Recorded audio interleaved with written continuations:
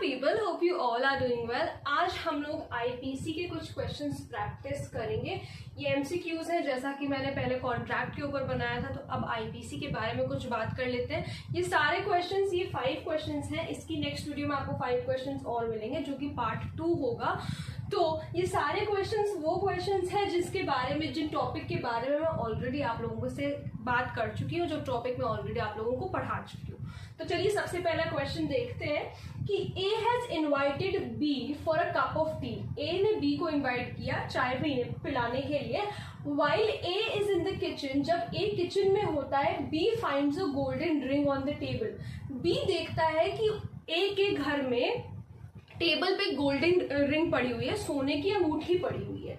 He picks it up and places it somewhere in the room with the intention of dishonestly taking it some time later. उसने क्या किया, उसने वो ring उठाई और उसी रूम में, जिस रूम में वो लोग बैठ के चाय पी रहे थे, उसी रूम में छुपा दी। किस इंटेंशन के साथ? डिसऑनेस्टली, ताकि वो उसे बिना बताए, ए को बिना बताए, ए से डिसऑनेस्टली रिंग ले ले उसके घर से बाद में, कुछ समय बाद, सम टाइम लेटर। तो अब यहाँ पर हमें ये बताना है कि B commits what. So B commits no offence, theft, attempt to commit theft और एक्सटॉर्शन। अब इसका आंसर क्या है? इसका आंसर है कि बी कमिट्स थेफ्ट। जब मैंने आप लोगों को थेफ्ट पढ़ाया था तो मैंने बताया था कि ये समझ लीजिए, जब आपने डिसऑनेस्टली कोई सामान उठा करके उसी के घर में उसी को पता नहीं है और आपने वो सामान कहीं छुपा दिया, उसकी नॉलेज में नहीं है कि आपने सामान कहीं छुपा दिया, तो आपका ये पहला स्टेप कंप्लीट हो गया। कहा जाएगा कि आपने थेफ्ट कमिट कर दिया, क्योंकि छुपा देना और फिर आपने ये इंटेंशन बनाया कि मैं इसको छुपा दूंगा, कुछ टाइम बाद मैं इसको यहां से ले लूंगा। तो आपने पहला स्टेप आपने कमिट कर दिया, थेफ्ट का ही पहला स्टेप वहां से ही कमिट हो गया जब आपने वो चीज छुपा दी। उसने गोल्डन रिंग छुपा दी थी, तो यहाँ पे पहला स्टेप कमिट हो गया थेफ्ट का। So the answer is B commits theft. तो आंसर क्या हो गया? B. Now talking about the second question, the offense of theft becomes robbery when it is, ध्यान से समझिएगा, theft का offense robbery कब बन जाता है? ध्यान से सुनिएगा इसको।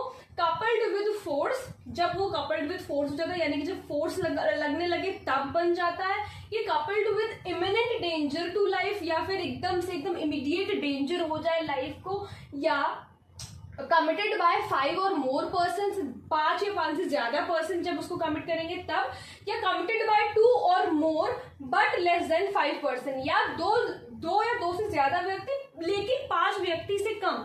तो देखिए सी वाला जो हमारा ऑप्शन है, कमिटेड बाय 5 और मोर पर्सन, ये तो डकैती हो गई। डकैती के बारे में हम लोगों ने पढ़ा था, अगर आप लोगों ने मेरी वो वीडियो नहीं देखी है तो प्लीज उसे भी देख लीजिए। डकैती वो होती है जब 5 या 5 से ज्यादा लोग मिल करके कोई लूट करते हैं, तो उसे हम लोग डकैती कहते हैं। कमिटेड बाय 2 और मोर पर्सन नहीं, ऐसा नहीं हो सकता। लेस देन 5 पर्सन है तो ऐसा नहीं हो सकता, तो वो रॉबरी नहीं हो सकती। अब यहाँ पर क्या है? Coupled with imminent danger to life. जब थेफ्ट रॉबरी कब बन जाता है? कोई भी चोरी रॉबरी तब बन जाती है, चोरी लूट तब बन जाती है जब उसको इमिनेंट डेंजर, कोई सामने वाला जो लूट करने आया है वो एकदम से इमीडिएट डेंजर दे दे कि अगर तुम मुझे सामान नहीं ले जाने दोगे तो मैं तुम्हें यहाँ पर गोली मार दूंगा अभी।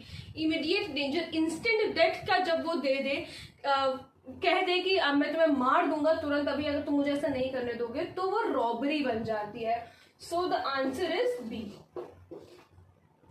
Then, okay, the third question, which one is associated with common intention? इन चारों में से कौन सी चीजें कॉमन इंटेंशन को दर्शाती हैं? देख लेते हैं। Similar intention, premeditated concert, same intention, unanimous decision in a meeting to do a particular act. So the answer is unanimous decision in a meeting to do a particular act. Unanimous decision का मतलब ये होता है कि जब कई सारे लोग ग्रुप में मिलकर के किसी एक सेम चीज पे अग्री करते हैं, तो कॉमन इंटेंशन इससे सिमिलर है, इससे एसोसिएटेड है कि यूनानिमस डिसीजन लिया, सबने एक साथ मिलकर के किसी बात पे सहमत हुए, किसी मीटिंग में, in a meeting to do a particular act, किसी एक काम को करने के लिए कई सारे लोग जो ग्रुप में हैं वो सब सहमत हो गए, तो उसे हम लोग कहेंगे unanimous decision in a meeting to do a particular act and it is associated with common intention. So the answer to the question is D. Then the IPC यानी Indian penal code 1860 is extended to, अब ये जो है ना, ये जब आप IPC की बुक खोलोगे आपको फर्स्ट पेज पे ही दिखेगा, जब डेफिनेशन लिखी होगी कि आईपीसी क्या बताता है, क्या चीज है, वहीं पर आपको ये सबसे पहली चीज मिल जाएगी. तो दिस इज ऑल्सो इम्पॉर्टेंट कि all union territories of India, all states of India, whole of India except the state of Jammu and Kashmir, none of the above. तो whole of India except the state of Jammu and Kashmir. तो the answer is C. Then the fifth question, ध्यान से सुनिएगा इसको भी. XYZ the person having sufficient food, XYZ कोई एक व्यक्ति है जिसके पास अपना पेट भरने के लिए उस पर सफिशिएंट फूड है, but does not provide some food, लेकिन वो अपने खाने में से थोड़ा सा खाना उस बेगर को नहीं दे सकता. हु डाइज ऑफ हंगर, अब आप बेगर कह लीजिए, कोई भी कह लीजिए, does not provide some food, who dies of hunger. XYZ is guilty of. तो XYZ किसका गिल्टी होगा, जबकि उसको पता था कि वो भूख से, मतलब उसको भूख लगी लेकिन उसने खाना नहीं दिया. Does not provide some food, who dies of hunger. तो A commits murder, attempt to murder, causing death by rash or negligent act, or no offense. So the answer to this question is no offense. वो अपना खाना आराम से खा रहा था, कोई जरूरी नहीं था, मतलब कोई ऐसा ऑब्लिगेशन नहीं है, वो बाउंड नहीं है कि उसको सामने वाले को खाना देना ही है जो भूख से मर गया, कोई ऐसा बाउंड नहीं है. तो उसने कुछ भी कमिट नहीं किया, उसने कोई ऑफेंस कमिट नहीं किया है. ये सारे ही ऑप्शंस, कोई भी A B C में से कुछ नहीं है. आप सीधे सीधे आंख बंद करके डी पर टिक लगा सकते हैं, डी को अपना आंसर मान सकते हैं.